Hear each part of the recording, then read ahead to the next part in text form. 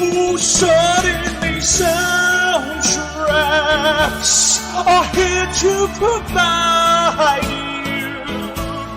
Suddenly soundtracks will show you care.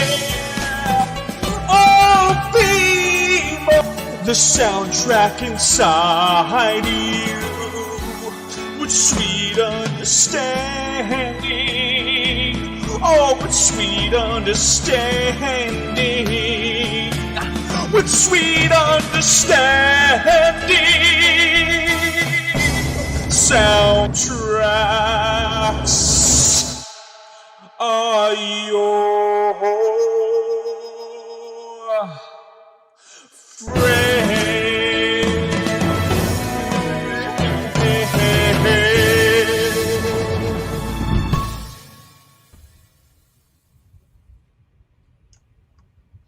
Welcome, guys, to Suddenly Soundtracks, the show where we judge a movie solely based on the soundtrack that it provides. Today, we are going through the great, very dark, very not feel good musical called Cabaret. It's a classic of every facet of the imagination and actually reality, which a lot of it is. Oh, yeah, we'll get into it. But I have three very talented guests who you're all familiar with on the channel. They've been on a lot of stuff with us, and I mean a lot of stuff. So going right over to Max. Max, how are you doing? And what are your thoughts on Cabaret, and how much do you love this musical? First of all, I just want to say, every time I hear you sing the opening credits, I am so impressed because you do it with such verve and gusto, and it just makes me happy.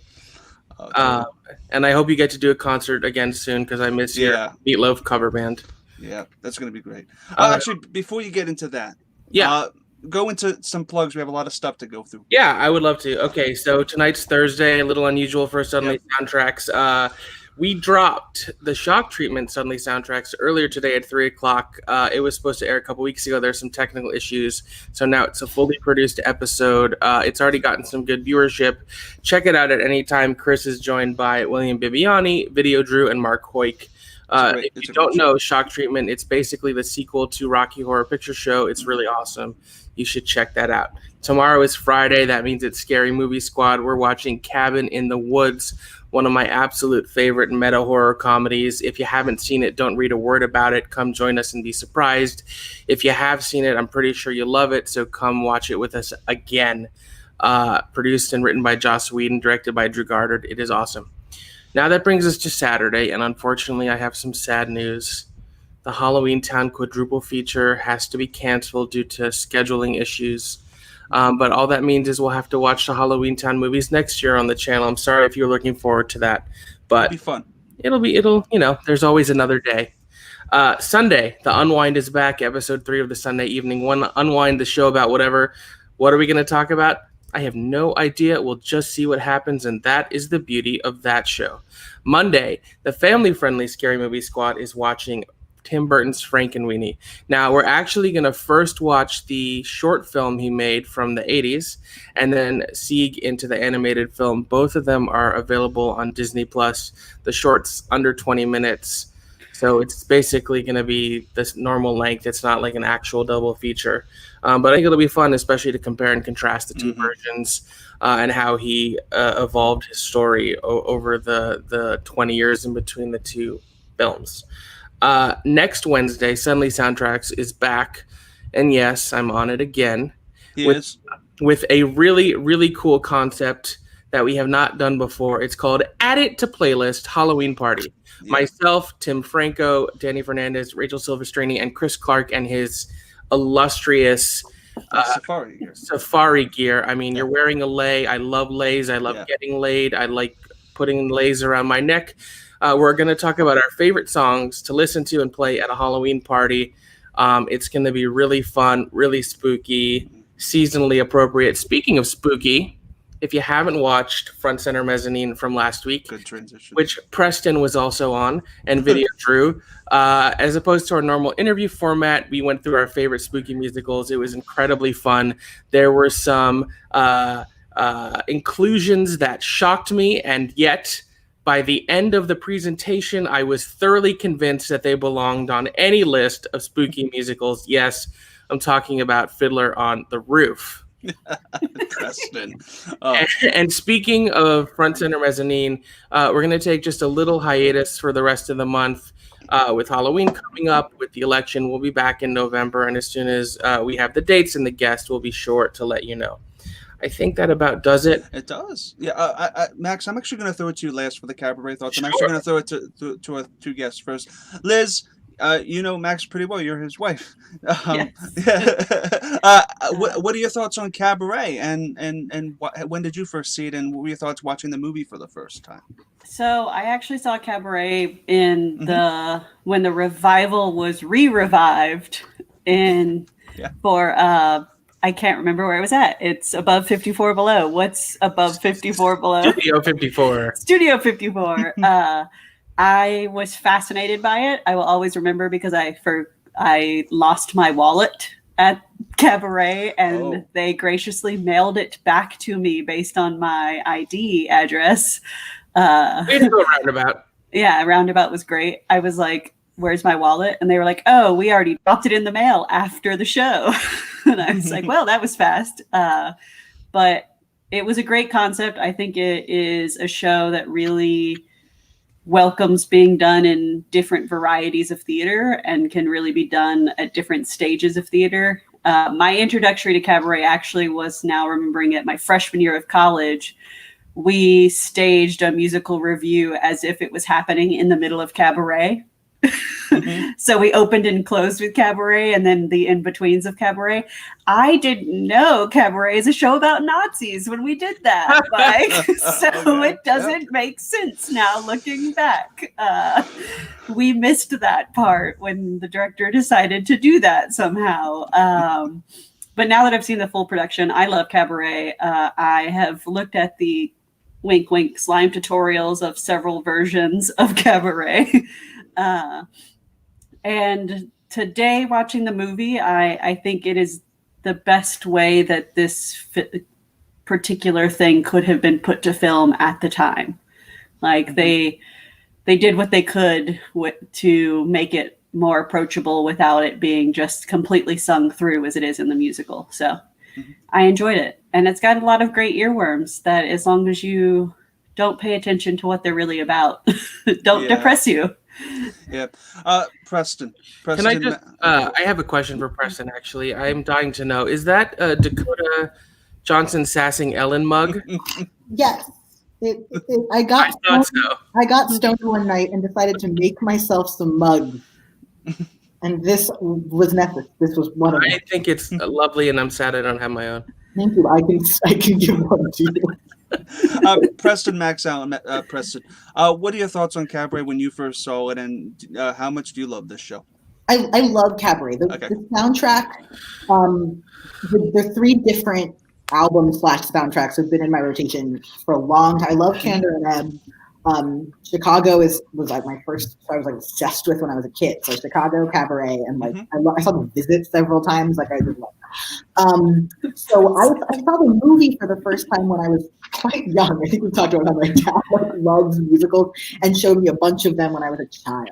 So I saw Cabaret when I was a child. We're a large Liza Minnelli family. Liza with a Z was a huge thing in our house. So that was early introduced me. I didn't see the show until the revival.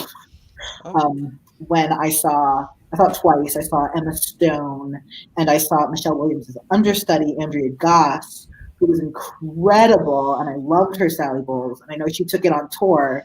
So I was really glad when that was announced, because I'm sure Michelle Williams was lovely, but for that role, I was like, I think the understudy is probably someone who I would love to see in this role. And she was incredible, and her Sally was just a different level of like nuanced and confident and pained and desperate than like I'd seen from some of the bigger names who were there. So that was a very special experience. I love the score. I sang for an audition. I did this camp called Casa Kids for several years when I was a child. And I must have been like 10 or 11 or 12. Definitely between those ages.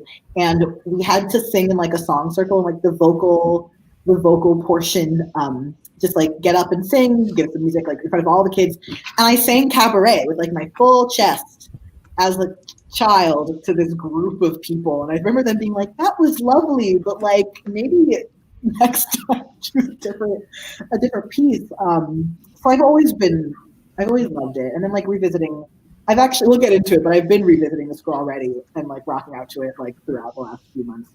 So I wanted to watch it again recently, early in the pandemic, because I'm doing a project that takes place in a similar time period. But it's too topical right now for me. It makes me very old. So I had to postpone my reviewing. The score I love listening to, but watching the full thing and being reminded of the full thing was just a little too precious. Yeah. So I arm's length. It gets really, really very dark, and yes, this everything in the show that they said it happened, and it's horrible that it did. We'll get into all that discussion, but first, guys, if you guys are new to Suddenly Soundtracks, this is how the show works. Each soundtrack is reviewed track by track. Every panelist gives a score depending on how they feel about a certain song. We judge it by the soundtrack, not the film itself. This isn't a movie review show. This is a music review show. All right, and this is the rating system. Hard rockin' is 6 out of 5. Rockin' is 5 out of 5. Downloaded is 4 out of 5. Shuffle it 3 out of 5. One-time listen is a 2 out of 5, and a 1 out of 5 is a skip it. But before that, I want to shout out the patrons. Thank you guys for supporting us on Patreon. The Ruby Tier producers: Bador, Brandon Buckingham, Kale the Youth Critic, Stephen Wright, Ferris Mithana, Michael K, Molly Damon, and this is a special request tonight by our Gold Tier associate producer Brandy Parker, which after everybody gives their scores, I will be giving Brandy's scores. She messaged me her scores for each song, so Brandy will have a say in this panel about what she gives each song, because hey, she's the Gold Tier producer that requested it. It's kind of logical. So we're going to get right into this with track number 1, Welcome. I'm going to throw it to you, Max. What are your thoughts on the introduction to this musical and its content and context in the film, and your thoughts? Sure. I think WILLKOMMEN is one of the great opening songs to any musical. It so successfully and immediately invites you into this world of this sexy underground club in Berlin in 1931. You're immediately introduced to the MC. It's a little sexy. It has an incredible melody that gets stuck in your head. The use of the different languages is awesome. It's a bop in its own way. And at this time, if you're unfamiliar with the story, you don't quite know what you're getting into yet. It's joyful. It's happy.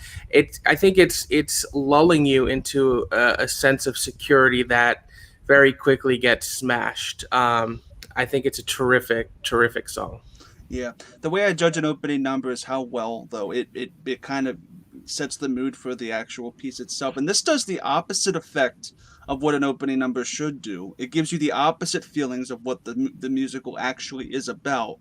And it's on purpose, and it's done successfully, because without this, you're going straight into a film that's really dark and gloomy. There's no bright side at the end of the tunnel, which there isn't. But I mean, you need a song like this to start your musical, and the performance by the Master of Ceremonies, what's his name? Joel Grey. Joel Grey. He's phenomenal. He has so much charisma. Preston, what are your thoughts on WILLKOMMEN?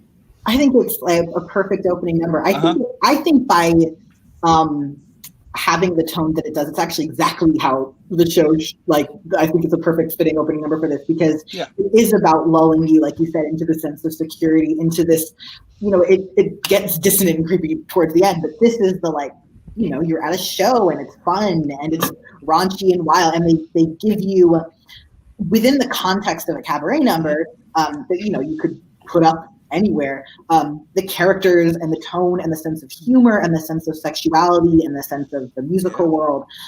It introduces everything you need to go into it, and like you said, you can't. It's within that world. It's never that bleak, and that's the whole thing. It builds into how that world is. That's the last thing to get sucked into the tragedy of it, but it's like clinging to that world. It's built. The escape of fantasy. Yes, and it really is. You can feel like it grasping at what the show is, and so it has to start like here. as it disintegrates. And like musically, it's such, you hear it immediately. You hear like two notes and you're like in the world of Cabaret, no matter like where you are listening to it. I think it's fantastic. I think the performances, the performances in it are also incredible typically. We can still talk about it. Okay, I don't know how much I I think it's also it's a great way to introduce the ensemble and like the energy that they're bringing to the show and on the album as well. It's great. Oh yeah. Feel free to talk about any performance or anything you like in the actual film itself. Just don't have it judge what your rating is. Yeah, you feel free for that. Liz, what are your thoughts on the opening number? So I agree with the guys. WILLKOMMEN it's the perfect setup for what we're about to go into. Because my big thing with Cabaret is it's like the escapism, and so it literally throws us into this like most raunchy, true escapism that you can have. And it's even there in the lyrics. Like they did change the lyric for the film so that they could film it in the summer. So instead of it saying it's winter outside, it says it's wind outside. So it's like, it's not as like doom and gloomy and bleak outside in the film version. But I think it still works. I do unfortunately think after watching it with Max that the Blu-ray remaster does a much better version to this song than what is on Spotify. I don't know what compression they did on Spotify. I was going to give it probably like a 2 to that version, just specifically this version, based on what I heard on Spotify. But then when I watched it in the movie and heard it mastered correctly, it quickly went up because it was the way the song should be. Yeah, you bring up a good point, because most of the time when a movie soundtrack is released, it's released off the beta tape, the beta mix of the thing from the raw print. So a lot of times that official soundtrack that you hear is from an alternate mix of the film before it was sent to theaters and was finalized, because they have to finalize the soundtrack along with the film on release and before release. So that's what happens. I'm assuming that I think I know what you're talking about, because the mix is off. The mix is off. In re-listening to the film soundtrack, the audio quality is not very good.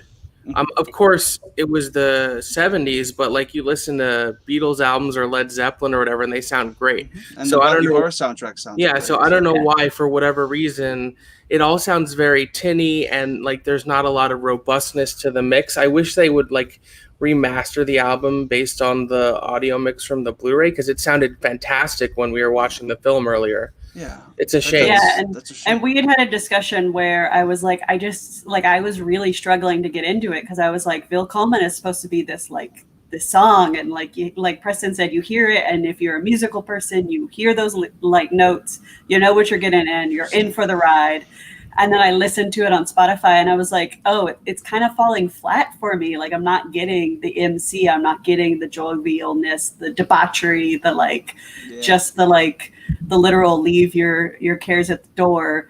And then I heard it correctly through the Blu-ray and I was like, okay, no, now I'm in. Like, let's go for this ride. Let's go for it. That's interesting. Yeah, I know exactly what you're talking about. I didn't really look at it musically like that, because this is my first time watching it, so watching it completely, I didn't really notice it too much as you guys did, and I can see that you're correct. We're gonna go into the ratings though, and Max, I'm gonna throw it to you first. What do you give WILLKOMMEN? 5. Rockin'. Awesome. Liz. I am over prepared. You do not. Yeah, that's great. I need a whiteboard. Okay, here's the thing. I'm his wife, and like he has been taking notes for days on like his ranking and like talking about it. And I'm like, I think I'm just gonna pull it out when we get there. Like I've been listening, I've been thinking about it. I'm not writing it down. I respect Chris, and I prepare for his shows. I always make notes. Yeah. I give the ratings ahead of time. I'm prepared. I'm struggling a little bit because I'm kind of in between. Yeah. I'm like in between a 3 and a 4. Like, is it because of the soundtrack mix?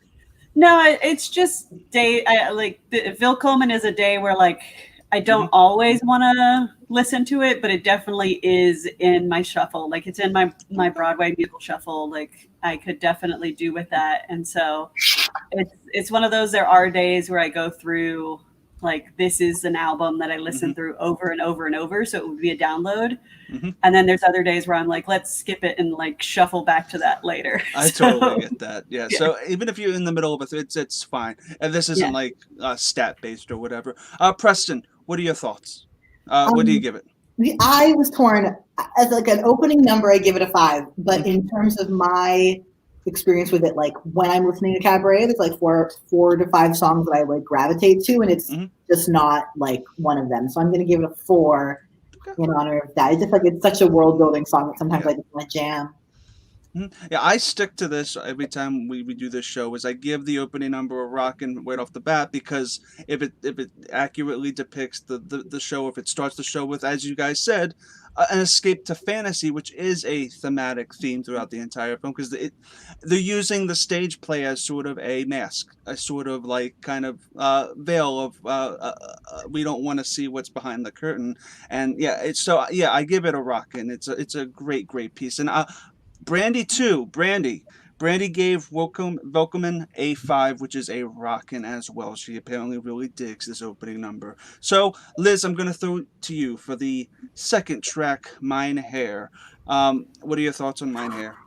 I love Mein Herr. Yeah, being married to Max, I can't tell you how many times we have watched just this section of Cabaret. It does it for him. So I've seen it a lot of times. I really love just that it captures kind of Sally Bowles. Like you instantly are in her space and in her head. And like, it's hard to talk about this one standing alone, because it's like so much of these songs are built because of what Fosse did with them. So it's hard to separate the choreography and Fosse from... Yeah. But I do think it stands on its own. And I do put it more at like, I think it's so hard because I want to say that it's a 6, but I'm saying it's a 6 with the other stuff that comes with it. And so I think without the other stuff, I have to put it at a 5. Like, yeah, I totally get you. Preston, I'm going to go to you. What are your thoughts on Mein Herr, and actually what you give it? Mein Herr is my shit. This was the one where I, for some reason, like earlier this year, was like, I must now listen to Mein Herr. It's one of the most I will listen to this year. Most of it, I do listen to the Natasha Richardson one more, because I think the sound quality is just bigger. And from that number, I actually don't mind the sound quality of the film, because it puts me in that like time period more. It does. I feel more of the world. But for that song, I just get down to it. I get down to it in the movie soundtrack too. I think it absolutely like stands on its own. And like when I feel possessed to listen to it, I just want to listen to like the thought. I feel I move with it. Like if I'm on the train, I'm like bopping to it. I think the key changes are insane. The changes in cadence, like I just get so into it. The aspect of it, the chorus, I don't even need to know backstory. I don't need to know, like I'm just at a party for Mein Herr. The narrative is brilliant. I think, you can see what happens in the revival and so on from when they did it and then did it again, that they don't, they also have it with Don't Tell Mama, which like you don't have to do. Like you could have chosen one or the other. And they went like, no, we do both of these songs, which I am very thrilled that they choose, because I really like that one too. Yeah, it's a 6 for me. It's like the hardest. Wow, that's your first out of 2. That's my definite 6. The other one was hard to choose. Okay, that's interesting. Yeah, Mein Herr. Look, it's Liza Minnelli kills it. This. I feel like this opening sweep, which the opening sweep of a soundtrack is the first 3 tracks of an album. The opening sweep for this is born on some of the best opening sweeps I've ever heard, because the next song we're going to get into is just as good, if not a little bit better. Maxwell, I know you have a lot of thoughts. What's your thoughts on Mein Herr? So the first thing I want to say about Mein Herr is that when Cabaret first premiered on Broadway in 1966, Mein Herr was not part of the show. That's interesting. Mein Herr was written by Kander Nebb for the film, and it was so fucking good that in every theatrical production thereafter, it was added in. The second thing I want to say, and this is not necessarily specifically about the soundtrack, but I just want to put this out there. I'm not an expert, but I've seen thousands and thousands of films. And it is my opinion, my very humble opinion, that Liza Minnelli in Cabaret is the single greatest performance a woman has ever given in a film. bold statement, but but that's it's how your I opinion, feel. yeah. And I think a big part of that is Mine Air. The vocals are so sexy and jazzy. As Preston was saying, the subtle key changes as it just builds up and builds up. It's just, and like Liz was saying, it's so hard not to talk about it out of context because of the fucking chair. Like Bob Fosse made magic with Liza Minnelli and a chair, and it is spectacular. But this is a song I could listen to or just watch the scene over and over again. I think it's incredible. And much like Preston, it gets a 6 and a couple hearts. Aw, that's Hero loves it awesome. too. Hero came to give it a 6. I will say Brandy also gave it a 5. She gave it a rockin'. So Brandy also appreciates this song. Thank you, Brandy, for your rating. We're going to go right into the next one, Preston, which is another Liza song and another bop. Maybe This Time. What are your thoughts on Maybe This Time, Preston? I love this song too. I love Maybe This Time. This was tough with the ratings for me. Yeah, go for it. I'm like, I think I have to give it a 5 just because I don't. It's like an emotional 6, but like I know. I think I have to give it a 5. It's a beautiful song and it's a painful song and it's like got some of the most important lyrics like I think in theater. It's a weird placement. I know the placement is not the same in the stage show. It's such a wild placement to me because in her I Want song location, and in the album too, if you're looking at it like as you're following, it's in the I Want song location, but it's so sad that it's not where you'd expect it. It moves to where it's expected. And I think that if you're looking at WILLKOMMEN as this big, bold, fun, creepy carnival of a number, it very quickly gives you this window into the darkness of what is actually going on. And I think it's kind of a shock that makes it a placement that I like wouldn't fight. I think it's a really interesting way to introduce what this character is experiencing and way to build her up. I think it's also, I think some of those lyrics just haunt me. Awesome. So you gave it a 5? I gave it a 5. Yeah. Oh, cool. Awesome. Max, what are your thoughts on Maybe This Time?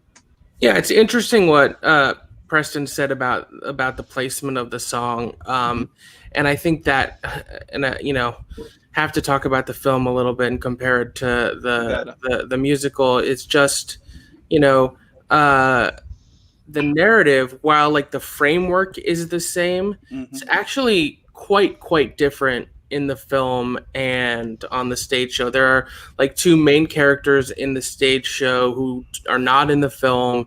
The like wealthy baron who they both have sex with in this like sort of beautiful bisexual love triangle is not in the stage show.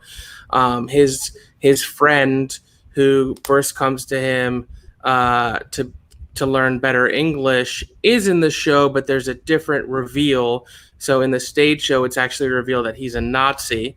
And so what they did is they kind of took the plot of the older Jewish man living at the boarding house falling in love with the woman who runs the boarding house and conflated that with his friend.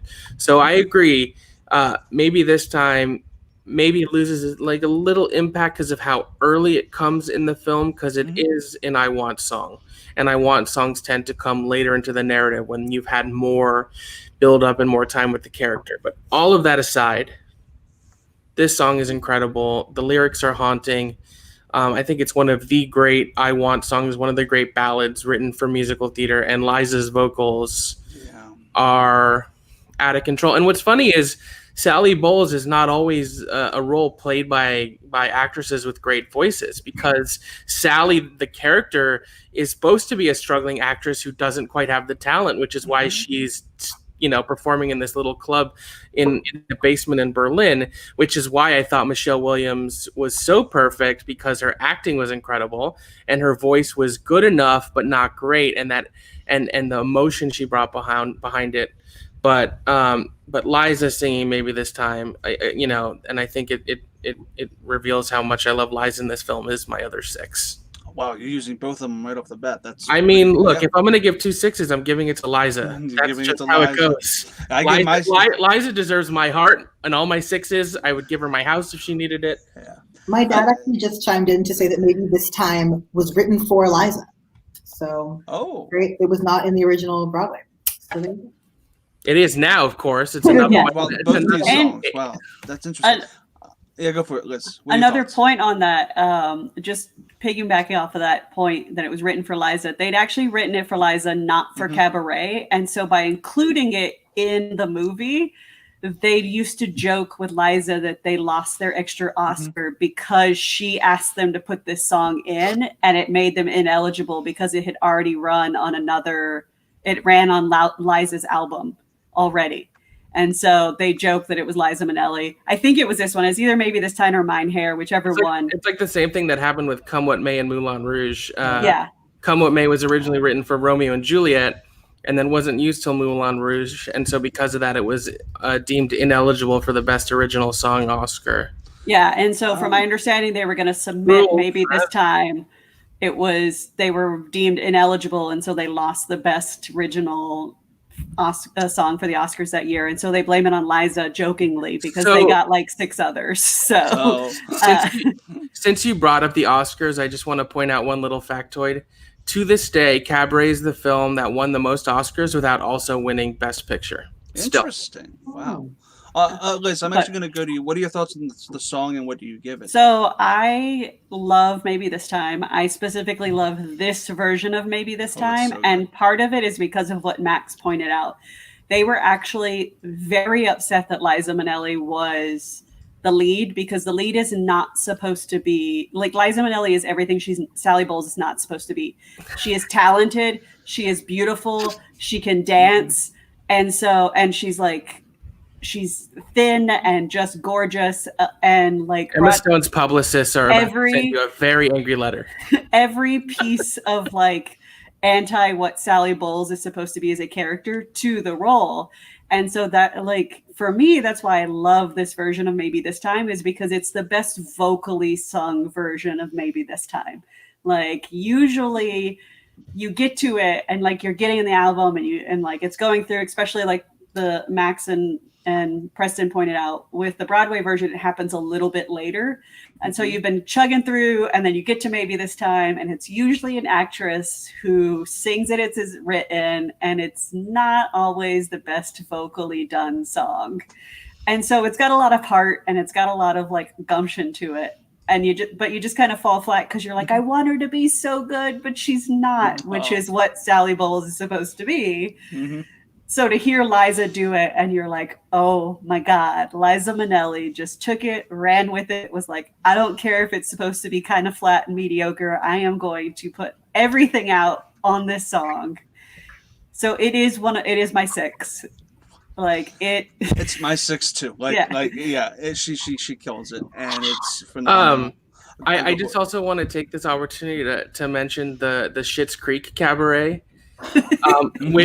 Which they did so beautifully, and honestly the fact that Stevie was Sally Bowles was like genius, because there's a lot, like, I think there's a lot of similarities between Stevie as a character and what she's going through and Sally Bowles, and the fact that Stevie has these insecurities and the actress could sing but wasn't necessarily like incredible was so perfect. Like, if you guys don't watch Schitt's Creek, at least watch the I think it's the finale of season 5 maybe, where they put on Cabaret. It was like it couldn't have been more perfect. Don't watch when Riverdale did Maybe This Time. Oh, yeah. Just so that Brandy did give Maybe 5, so her first 3 songs were all rocking. So she really appreciates. Thanks, Brandy, for your rating. We're gonna go into Money Money. Max, what are your thoughts on Money Money and its context in the film? It's the duet between Liza and the Master of Ceremonies. Yeah, Money Money is another one that was sort of changed from the stage show for the film and has stuck with the film thereafter. I have a little story. So there used to be a show in Las Vegas called Steve Wynn's Showstoppers. This played at the Steve Wynn Theater at his hotel. And it was basically like the cheesiest cruise ship review you could imagine. And this song was one of the songs. And so unfortunately, anytime I think of this song, that's what my mind goes to, because it was so garish and so Vegas. There were like showgirls and like giant coins that were like human sized that they were rolling around the stage. Anyways, I think Money Money is an incredibly silly and fun song. I love the pitter patter and the fast pace. I think Liza and Joel have great chemistry. Great Vocally, chemistry. their voices blend together so well. And, you know, I think it's just super duper fun. You know, and it's so interesting because, you know, we haven't really talked about this. Like, one of the major choices Bob Fosse made with the film is that all of the music was going to be diegetic. So it's really a drama film, and the music only comes when they're at the club, except for one scene, which we'll get to. Whereas the stage show is an actual musical. So, yeah, I still consider the film Cabaret a musical because there's so much singing. But by the definition of songs advancing plot, that's not necessarily the case in this film adaptation. Because most songs don't happen in canon. They happen in a sort of like... Right, in the club, on the stage. But I actually think it works really well for what Fosse was going to and helps sell the sort of impending sense of dread that goes throughout the film. And I think it's a really smart choice. But I love Money Money. I'm giving it a 5. I love it. You know, there's not much here I'm not going to love. I just Cabaret, like, it's in my top 10 favorite films of all time. Like, there's no bearing the lead here. Yeah, I like Money Money. The problem I have with I'm a Jew. I love Money Money.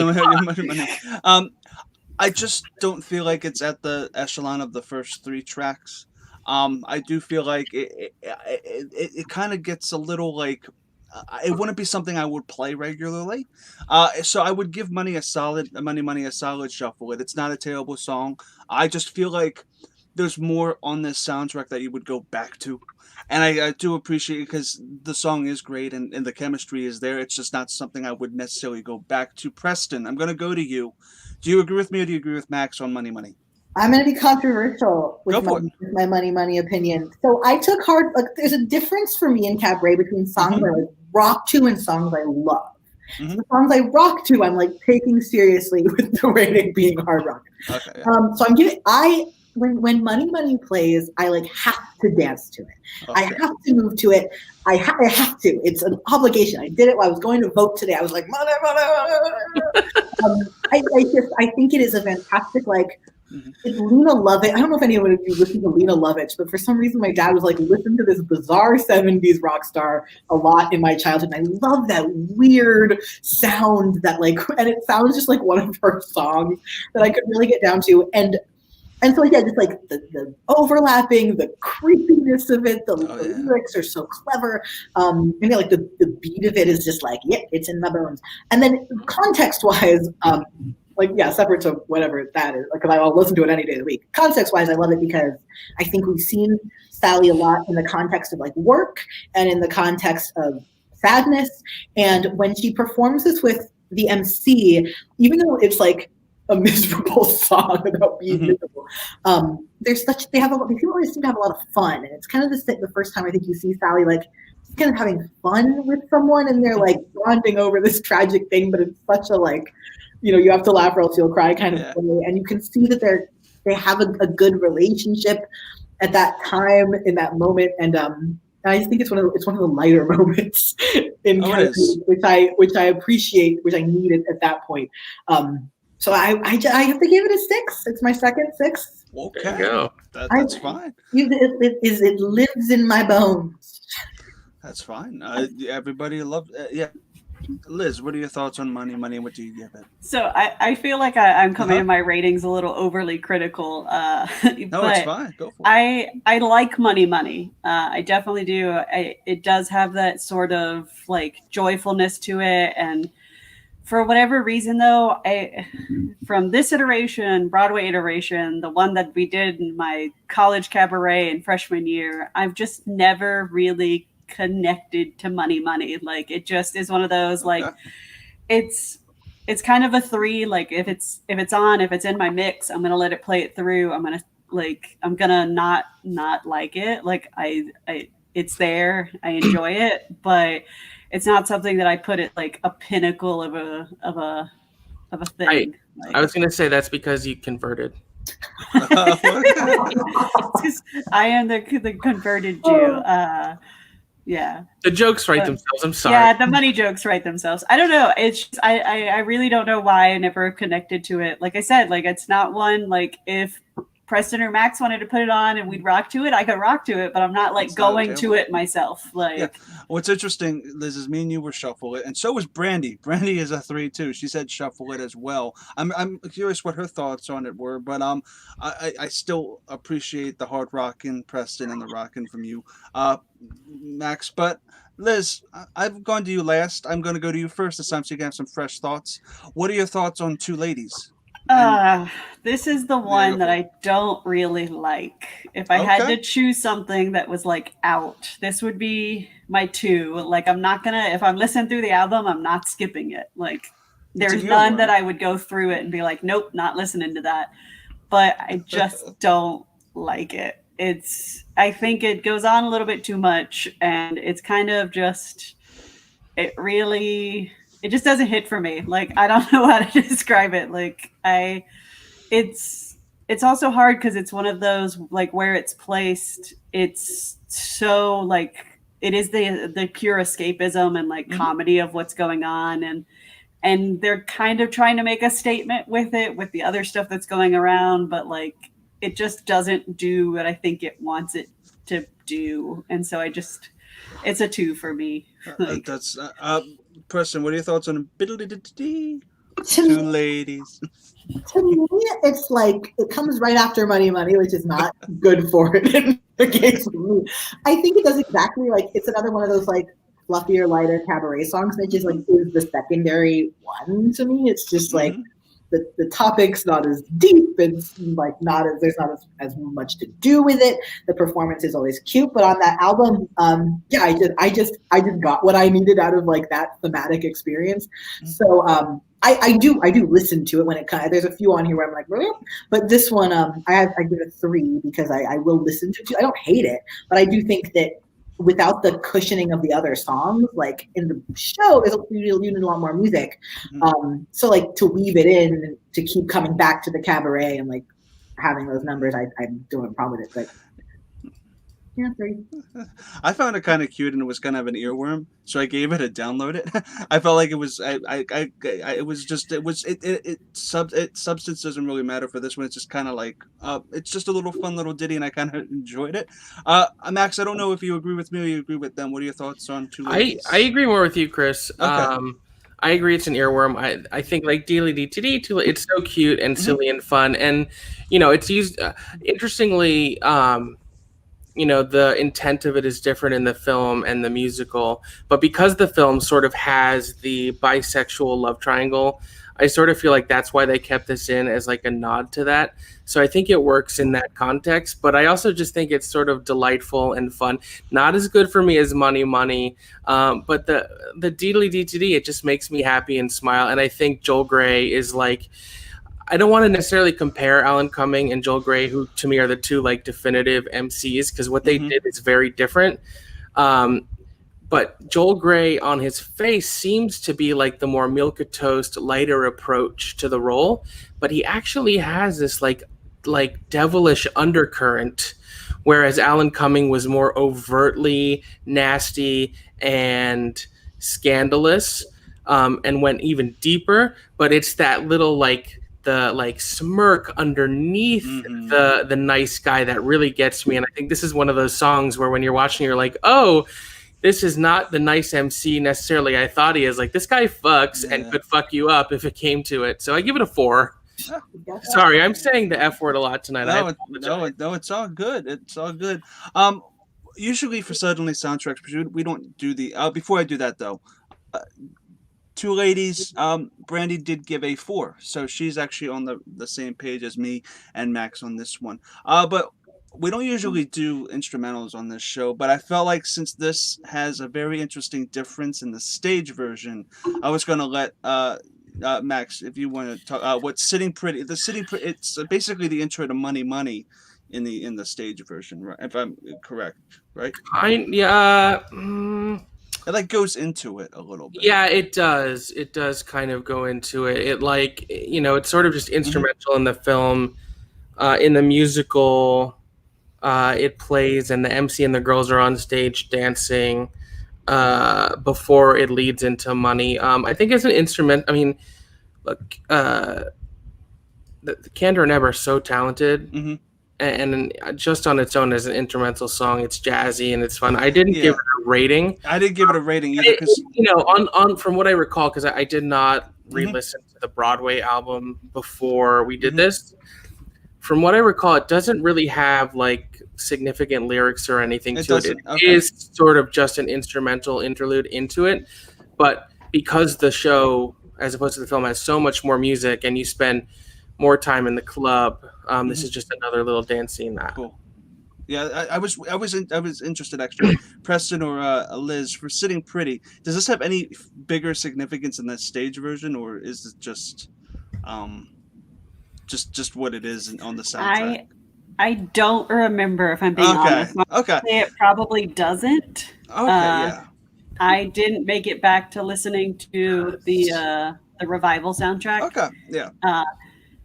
But yeah, this is one of them that I don't think. I know later we'll get to the other ones. The marriage that is more is an actual full song. But go for it, Max. I'm actually just quickly glancing at the track listing for the Alan Cumming 1998 revival album, and it doesn't even appear that it's on it. Okay, so I'm just going to actually move right along into Tomorrow Belongs to Me, which is a very, very uncomfortable song. Shot and directed beautifully in the film. Liz, I'm going to throw it to you. What are your thoughts on, because there's a lot to talk about, the context of the film. There's so much to talk, What are your thoughts on this one? Yeah. This one's so hard for me because it's the dual nature of it. I love it as a song. It's so beautifully written, and they did such a good job that people actually think it was a real Nazi song. It was not. It was a song that they wrote in the style of German nationalism songs that were written in the 30s, the late 20s and 30s. And so, as Max alluded to, I am a convert, and so I didn't have that deep ingrained German is automatically bad type of experience with more German music. And I actually am from a German family, so hearing it kind of makes me remember the very German music that exists in the folklore, the folk music and all of that. And so I think they did a great job at what they sent out to do with it. So I can't fault the song because I do think it's actually a very beautiful song. It is. But then it's also having to recognize that it's literally a Nazi anthem in the movie. And so reconciling that part of I don't want to be yay, this song, but also it's it is a really good song. I actually am doing something I've never done on the show with this song. I think it's beautiful. I think it's, again, the context of it, though, as not somebody who's Jewish, I can't actually give this song a proper rating because, honestly, off of the soundtrack, judging it solely off of it, doesn't actually feel right about doing for this, if that makes sense to you guys. So I'm gonna not give it a rating. Sense. Yeah. But Preston, what are your thoughts on Tomorrow Belongs to Me? And your thoughts, and I assume you have a rating for it. So if you want, I do. I have a funny story about it. I'll tell that second. Go for it. I love the song. I think it's beautiful. I think they did exactly what they set out to do. I love that it tricked people. It makes so much sense now, especially in the time that we're living in. Once again, that people could hear these things and think that they were real and believe and really it was just a song written for a show. But I think the music of it is so powerful. You just you truly it's visceral, it's emotional, and it's it gives humanity to this perspective, which is necessary because people did this and believed they were right. So to give it humanity and not just be villain songs, not to write a Nazi song after villains, isn't I'm not saying I'm saying humanizing is necessary for a musical because these were not ethereal monsters, they were people, and this is the sound they gave them, and it was powerful and rousing, and it makes you feel it puts you in that headspace a little bit. And I gave it a 4 because it's hard to give it a 5. I have a few songs that cheer to them 5, but when you listen to it, you feel both crazy and overwhelmed and and it's very emotional. But my favorite story about. I love Today Chicks. I want to start that by saying I think Today Chicks is a wonderful app and site, and I want them to succeed and pull through. They had made a playlist of like songs to listen to in quarantine that were uplifting. And Tomorrow Belongs to Me was on it, and I wrote my friend who worked for it. She wasn't involved in this article at all. I was like, God. You might want to pull Tomorrow Belongs to Me from your uplifting song. And that is not the context for it. In fact, during the rise of fascism, let's all be inspired by Tomorrow Belongs to Me. But that does speak to what a powerful song is. So that was a great moment I had this summer where I was like, this is not where we should be listening to. And I kind of agree with Preston. Like, if it wasn't literally a Nazi anthem, it would be a 5. But it has, like, I knock it down to a 4. Yeah. And the other thing is, I think, to your point that it humanizes, is I think it's important because the overall, like, arching theme of Cabaret is that the Cabaret is an escapism to what is happening in Germany. And like how if you just put on your blinders and you go through life and you're in this cabaret and whatever your life is in a cabaret, like, because we see Sally Bowles going about her life outside and the writer going about their lives and kind of ignoring these very horrible things that are happening. And this is the first time that it comes to their doorstep in such a way that the writer cannot ignore what is happening in front of him and what he's seeing. And in the film version, he's British. On stage, he's American. They swap Sally Bowles, which is funny because she's American in the film and she's British on Broadway. And it's just funny to me that they made that swap. But Tomorrow Belongs to Me, I think it's necessary to humanize them at this point because we're not at the peak of Nazism in Germany. We're at the point where it's creeping in.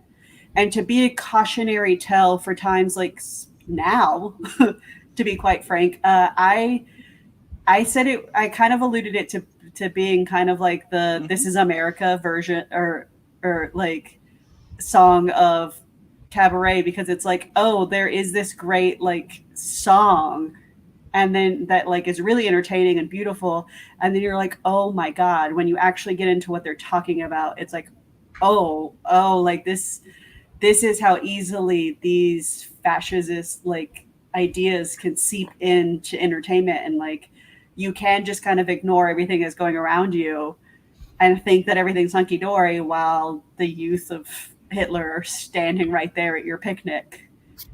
And so you don't get the like crash at the end without this song existing, trying like that really pushes it right into your face. Max, I know we talked a lot about Tomorrow Belongs to Me, but I want to know what your thoughts on this song are. Yeah, this is a tough one. A lot of the points made by both Preston and Liz are super germane.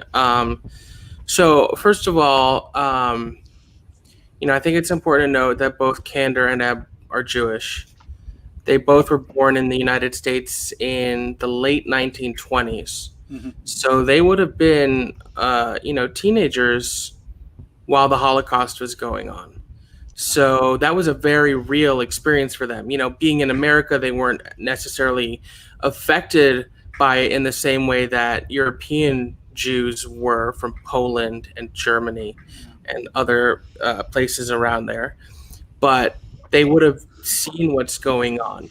So the fact that they chose to work on this piece and in particular write this song, which is a Nazi anthem in the context, has so many complexities to it, and in some ways feels like I could imagine it having been very healing and also very painful to do.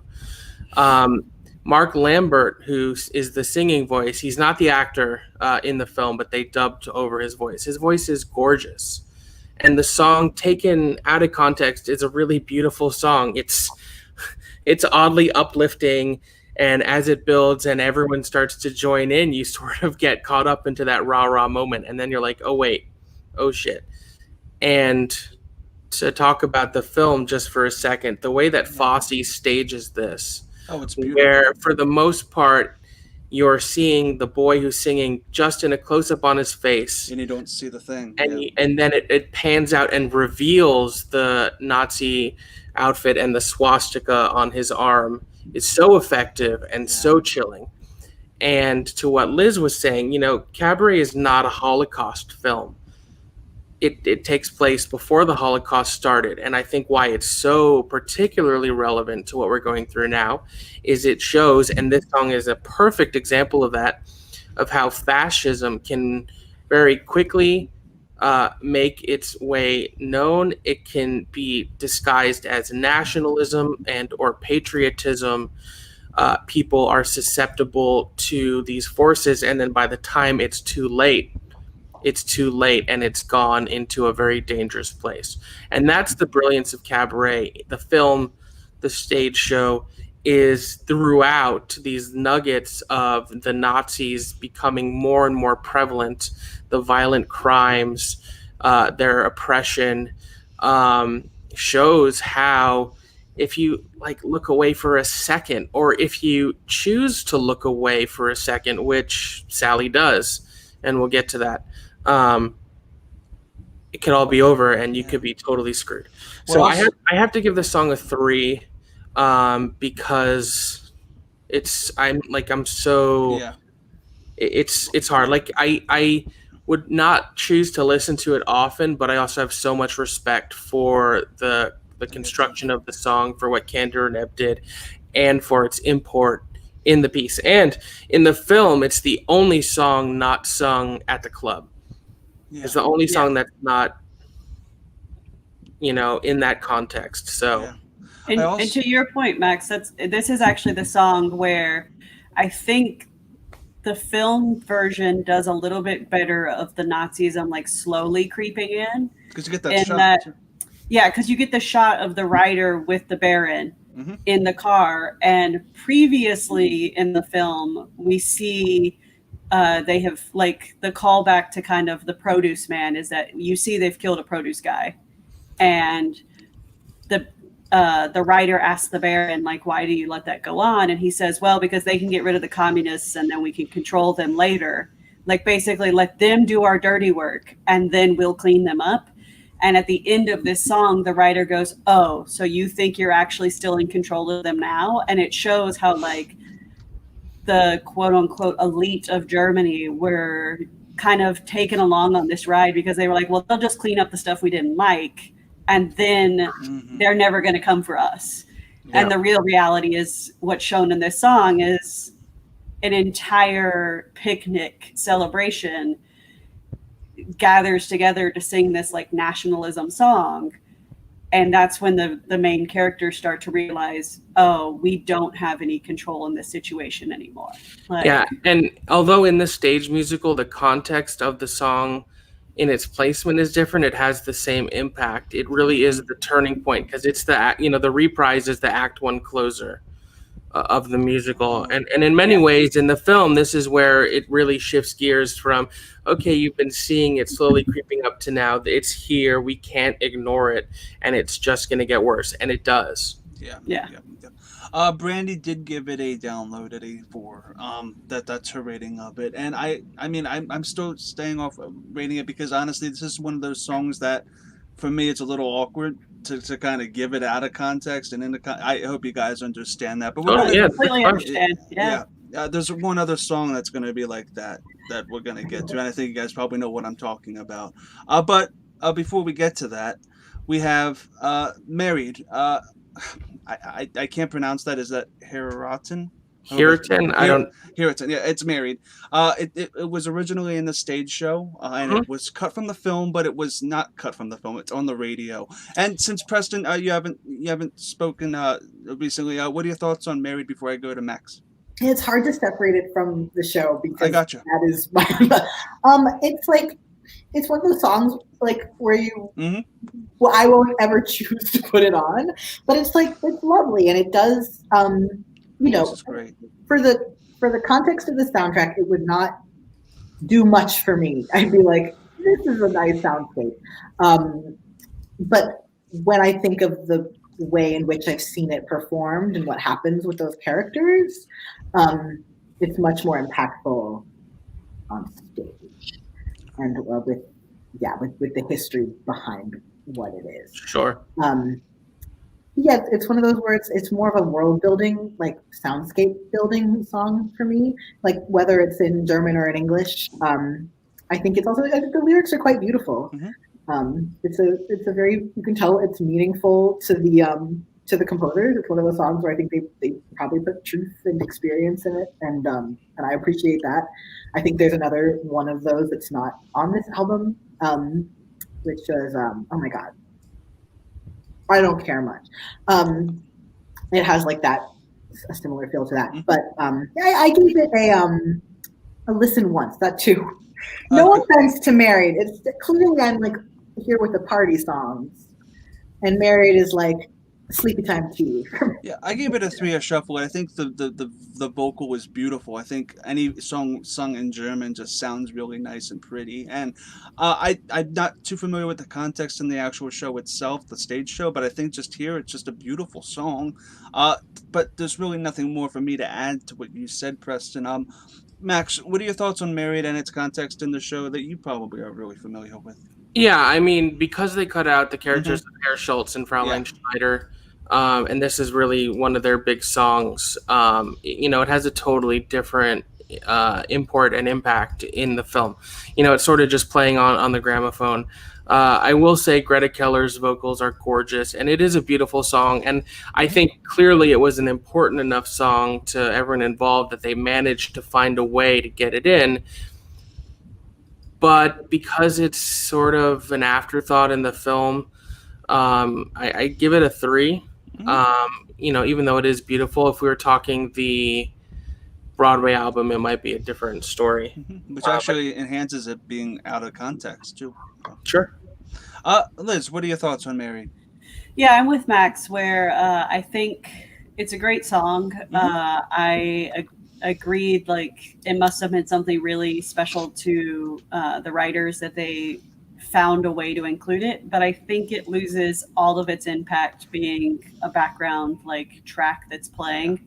I actually give this version of it a 1 just because I don't feel like it really, like, I don't need to hear it. I don't think it pushes the story forward at all in the context it's used for this soundtrack. Again, if we're talking the Broadway soundtrack, completely different rating because I think it's one of the most, it's a beautiful song. It's very touching.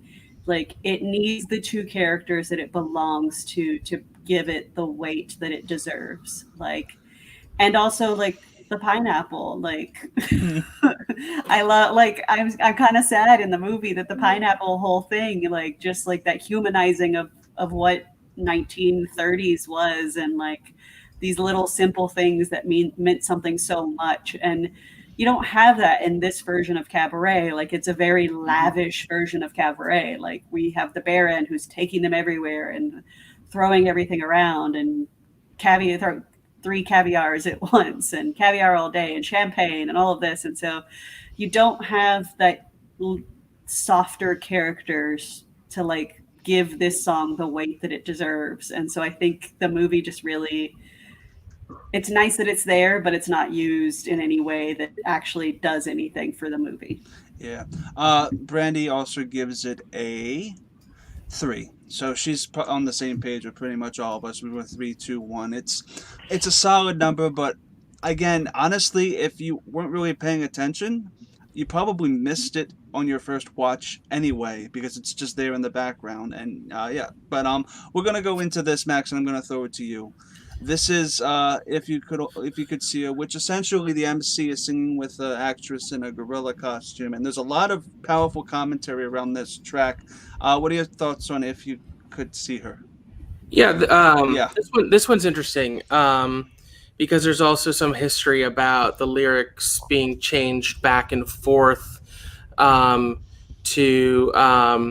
if you could see through my eyes, she wouldn't look Jewish at all, versus other lyrics that were done in other versions. Now, of course, as I brought up before, I think it's important to remember the composer was Jewish, the lyricist was Jewish. Harold Prince, who directed the original stage version, was Jewish. Joel Grey, who plays the MC, both in the original Broadway production and in the film, is Jewish.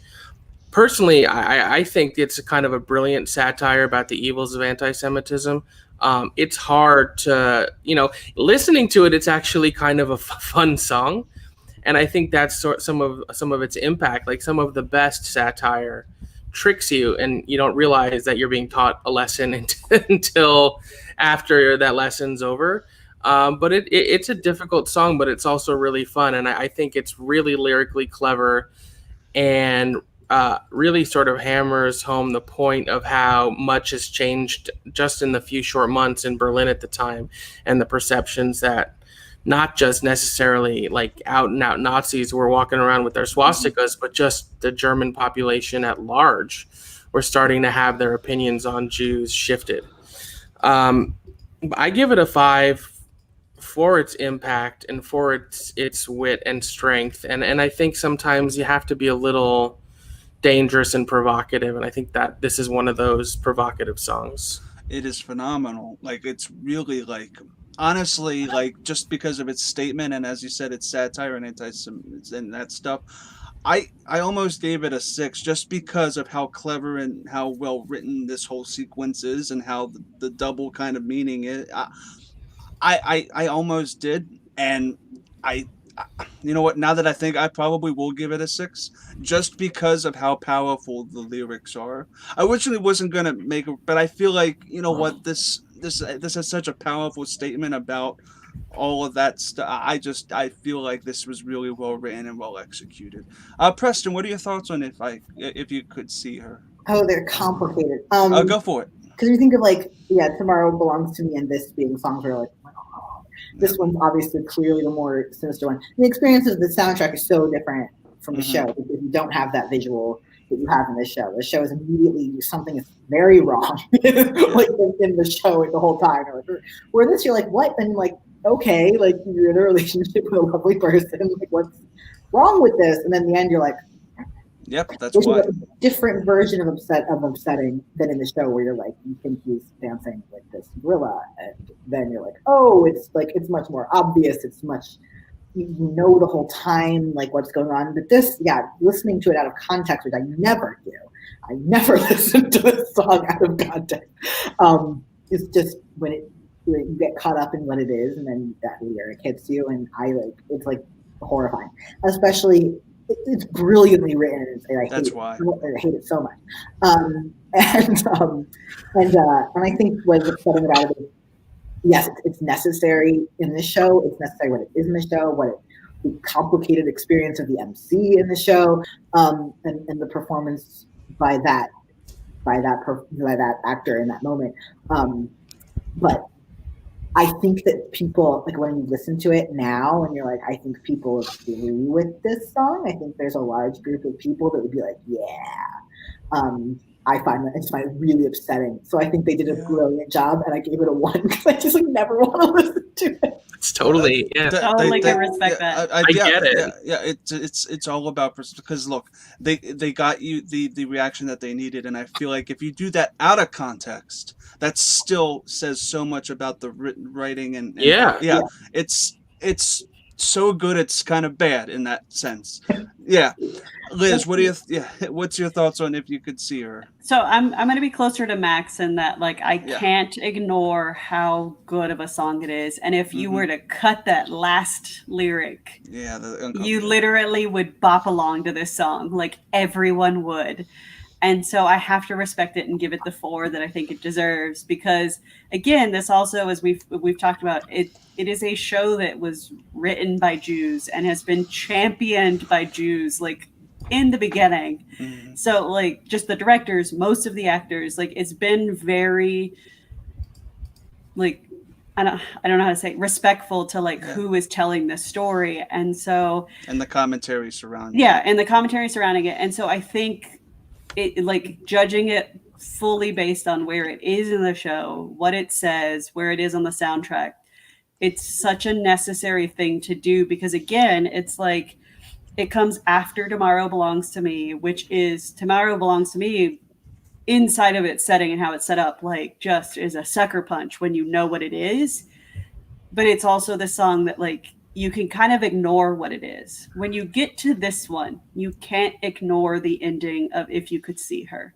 Like, there's no way it takes you on that journey of like, oh, it's just a cute song. And then it just like wallops you at the end. And if you ignore it, it says so much more about you being able to ignore that line than it does about the way the song is written or anything like that. So I'm being fully clear that it is like the message of the song is terrible, but I think it's the way it needs to be presented, because, and the two people who grew up Jewish and have other things that they could add to this as a Jewish convert, I've seen both sides of the situation, and I can tell you this is actually the anti-Semitism we experience more often, is these backhanded anti-Semitisms, which this is like a backhanded comment. Like, she's so pretty, but she's Jewish.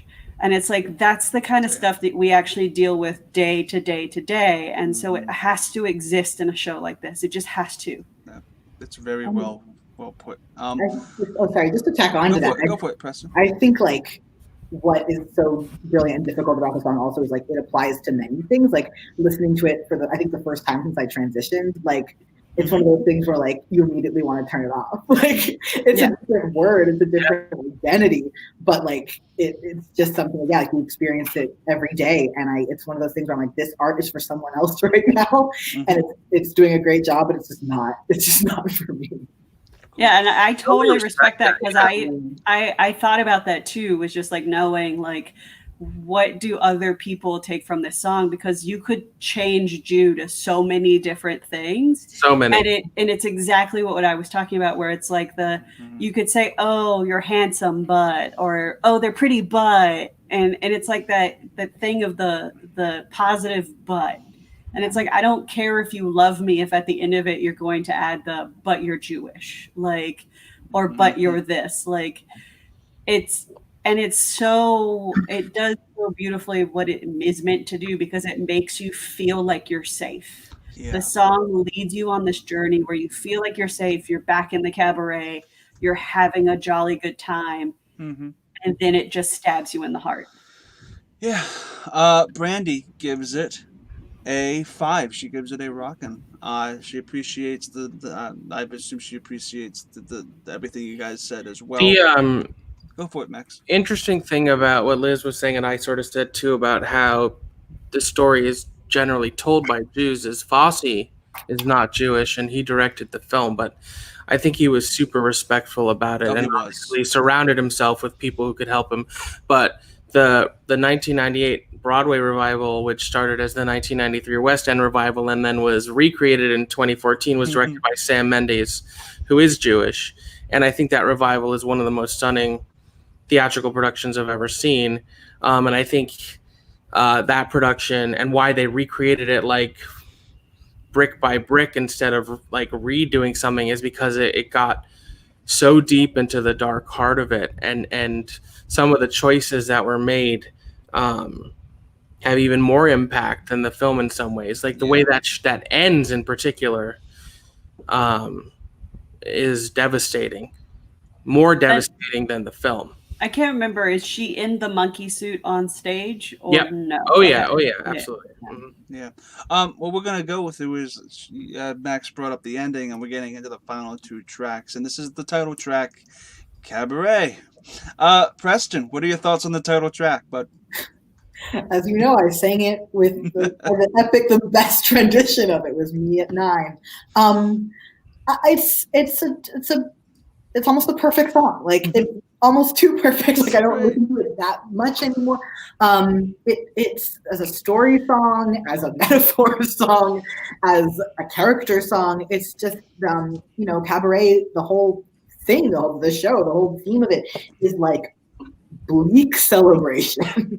Like celebration is the ship is going down, and they're aware of it. So it's like an unsettling party you've been at this whole time, and this is the moment where they're like, I'm gonna choose to keep celebrating like that. And it's obviously not that happy, but it's like I want to block it out. I want to continue to make that choice. Which is escape from reality song, the literal escape from reality. And it's just like, it's nihilistic, and it's I understand it it vocalizes and musicalizes, which is when musicals are what they're doing perfectly, like a feeling, that feeling of everything's fucked and I can't be miserable anymore. Like I've hit the rock bottom of being miserable, so I'm going to pour a drink and have a toast. Mm-hmm. And I, I think we're all experiencing that a lot right now. And I think lyrically, musically, it caps off this extremely complicated show with this extreme cocktail of experience into this last number where you just feel exactly what she's going through. And you understand, like, from your own perspective, I think, like, what that means to you. Yeah. It would have been a 6 for me, but I gave my 2. Like I said, it's so perfect. It seems like more of a classic to me. I like visited a little less. It's a 5, obviously. But, yeah, I got a 6 from it. It's a very, very. It works even like out of the context as a sort of like if you want. This would be probably the selection, or probably Welcome would be if you're making just a regular cabaret with different songs with different musicals. I would recommend either this or the first song to kind of represent it, because everything else works even better within the context of the film. Liz, what are your thoughts on Cabaret, the title track? So I think that it does exactly what it needs to do to kind of wrap up the Sally Blows character of, like Preston said, literally Germany is about to start burning around them, and she's going to choose, like, and spoiler alert for anyone who hasn't seen, like, the abortion has happened, like, the men in her life have run away, the Baron has gone back to his wife or wherever he's going, Nazism, and the writer is headed back to whichever country he belongs to in the version that you were watching. And so Sally is left with this choice of, does she go and, like, try and find her father, who is, like, kind of been in and out of the story as, like, someone who seems to have money and a good job and, like, stability that she could go back to? Does she go chase the writer? Does she chase the Baron? Or does she just go back to drinking it away at the cabaret? And the song is that she chooses to go back and drink it all away at the cabaret. And I think for me, it is the 6, because it's my other 6, because it just ties that knot and ties it really tightly. Really good. And listening to it, seeing it on the film, you just feel the Sally Bowles character. Like, you feel the desperation of the choice, like that it's not really the choice she wants to make, but it's the choice she's the most comfortable with. And everything else is scary and not, like, she just doesn't want to go there, and she doesn't want to touch it, and she doesn't want to know what might be the future. She just wants to be the Sally Bowles, the international cabaret star. And you watch her literally have a mental breakdown in front of you through the song. Max, your thoughts on this? I don't really have too much more to add. It would have been a 6 if I had 3. It's a 5. It sort of is a perfect song. And what's so incredible about it is the juxtaposition between what the lyrics are saying, but what's actually being felt. And I love that Preston used the word nihilistic, because that was something I would have said as well. She's choosing, and this is sort of what I alluded to a little earlier, she is choosing basically to turn a blind eye to what's going on. She's going to continue to live in this cabaret fantasy she's made for herself, regardless of what's happening around her. And then there's a point in the song where it sort of slows down, and you can almost feel the dread underneath it, and she's forcing herself to get through it. And Liza sells it so brilliantly. Oh God, I had one other thing to say. Now I can't remember. I was going to say, I think what's interesting is I've seen this song particularly done in ways that you don't know if Sally Bowles is actually back at the cabaret or not. Like, there's this idea that you can kind of bring what you feel to it. And even in the film, you kind of, like, yes, it's around her and the film is there and the film's never gone to that space. But you can kind of see, like, has Sally Bowles broke? And is it, like, all in her mind at that point that, like, she's saying, like, I'm going to choose this? But and as we've alluded to, and we will talk about, I think, in full, the stage version does take the next 2 songs to a place. And so when it's taken to that place, you're like, wait, is she singing this not in the cabaret? Well, I think it's interesting in the film that for the majority of the time she's singing this, she is on the stage, but you don't see the audience. Yeah. And then when you do see the audience, it's as sparse and empty as we've seen it. There's like two people falling asleep and like one guy looking. But I remember what the other thing I was going to say is we were talking about how, as opposed to the stage version in the film, Sally's American, because Liza probably couldn't and shouldn't have done the accent. But I almost think the fact that she's American and making this choice has a whole other meaning to it than if she had been British or European. Like, it's so American and like typically American to just be like, you know what, it doesn't really concern me, I'm just gonna keep singing. She is not wearing a mask. Right. Exactly. Yeah. My father had a great contribution to this. He's a very avid watcher. I love your dad. I saw Liza in concert when I was younger. I forgot about that at a big concert hall in Texas. And he said, I just don't recall. He said that she now that apparently after she recovered from addiction, she now sings "I'm Not Going" like Elsie, which I think is a very powerful and meaningful choice to keep performing that song and to also include her narrative in it. I think makes it more affecting because it's clear that it's important to her as a person too. Yeah. Max, forgive me if you didn't. Did you give a rating for this, or was it your 6? Well, no, it's a 5 because I already gave my 2 6s. Okay, that's cool. Brandy gave it her 6.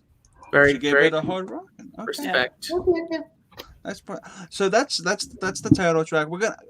The finale really is just a reprise of WILLKOMMEN, but it's in a darker context and in a darker arrangement. Ellie, I'm going to give you the honors. What are your thoughts on the finale and how they handled it in the film? So this is another one where I think it's really hard to separate the song and what they did with it in the film. And the way it's done in the currently, like, the revival to the revival, and I think will probably be the ending that we see when it's done professionally for a long time, is even more bleak. We were talking about it earlier too, that like the way when I originally saw Cabaret, I took the finale as they are basically all dead within a couple of years of this song happening. And I say a couple of years because most of the characters we've become attached to are people that are either going to die from the diseases they get in their line of work, or they are directly put into concentration camps. And that's the reality of history. And so it's just really dark in that version. And the revival into the revival version does not leave that up for interpretation. They literally come on stage in concentration camp outfits, and the MC takes off his MC clothes to reveal he is beaten up and in his concentration camp clothes. And so the gold Jewish star on his chest. With the gold Jewish star. And so it leaves it even bleaker. This finale, I know we're supposed to separate it from the film, but I can't because there's an important shot where in the beginning of the film, in the first WILLKOMMEN, they actually kick out a German youth. And it's like a big statement that like, that doesn't belong here. And then when they finish this song, you see as the MC steps off stage and the camera pans and he's still kind of singing his outro, and the instruments are playing, you see that the whole front row is suddenly Nazis, just every other seat. And it's just this whole, like, you can't separate it from that, because I think that imagery is so important to the piece. And it's hard. I don't want to put it super low because it's like, I think it is the finale cap that's needed, but I think it's more probably a 4 because it's like not, I don't ever actively like watch it or listen to it, but I think it does so perfectly what it needs to do. Yeah. That I would put it at like a 4. Preston. Yeah, it was a 4 for me too. You're taking that, ending or that beginning, and you're like crushing it, and you can feel that.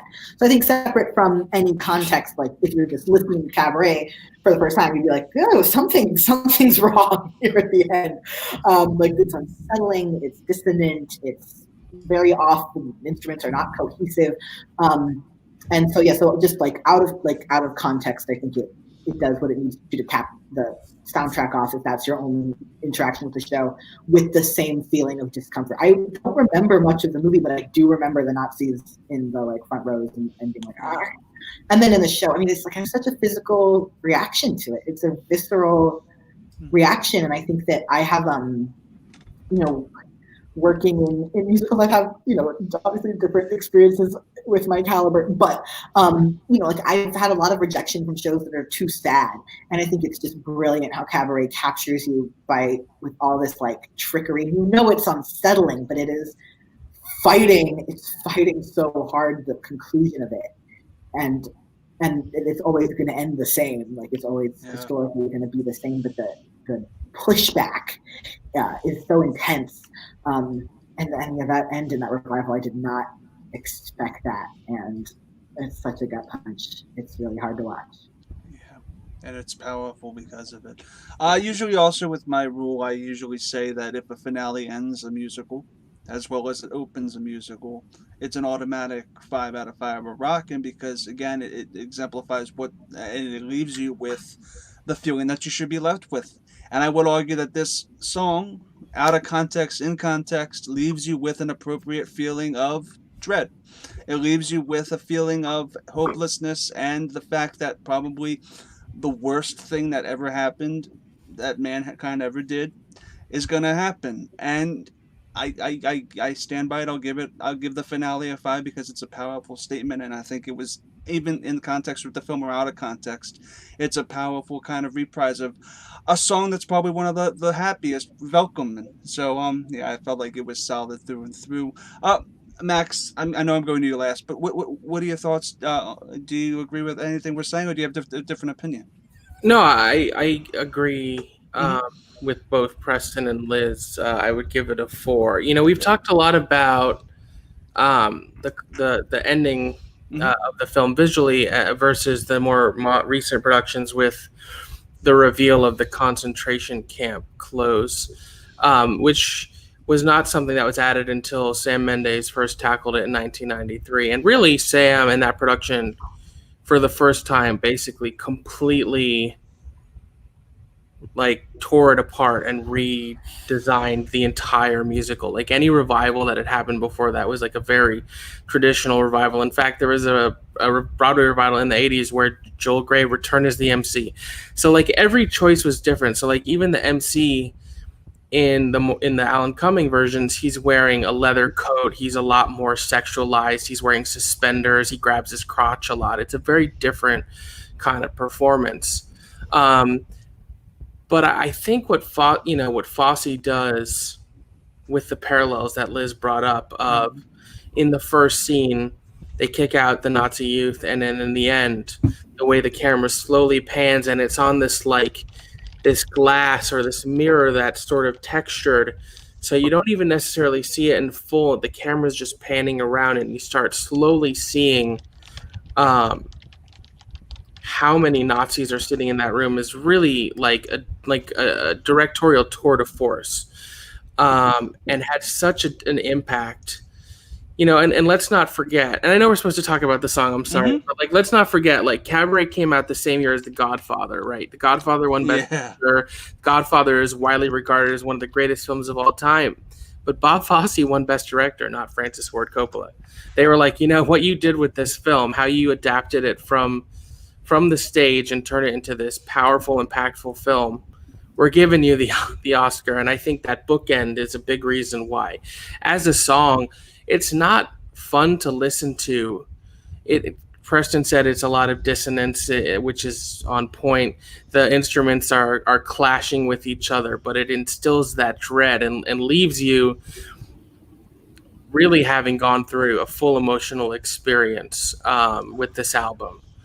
Which is what Cabaret is. This is not your cheery, it's not Guys and Dolls. It's not Guys and Dolls.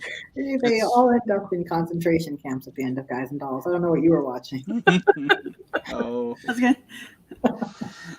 So Brandy gave the finale A 3, a shuffle, but I guess yeah. So guys, that does it for the soundtrack itself. Now, going through the songs, we kind of went through all the Broadway differences, kind of.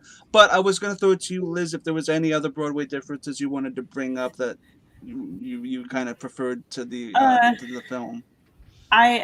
Max and I actually talked about this earlier to kind of like pre-do it, and my biggest thing is I really miss, and I alluded to it, the two softer characters, which are the fruit stand man who is Jewish, and he has this little like shop where he sells fruit, and the pineapple song. Yes, the pineapple song. And like looking at a pineapple the whole time, I'm like, oh, the pineapple song. And the boarding house woman who owns it, and like their little love story, and just like there are the film and Broadway take the approach of the rise of Nazism very differently, and like it never directly touches our characters in the film. So they see the Nazi youth kill somebody, they hear the like swelling of the song and it like being around them, but they're never directly affected by it.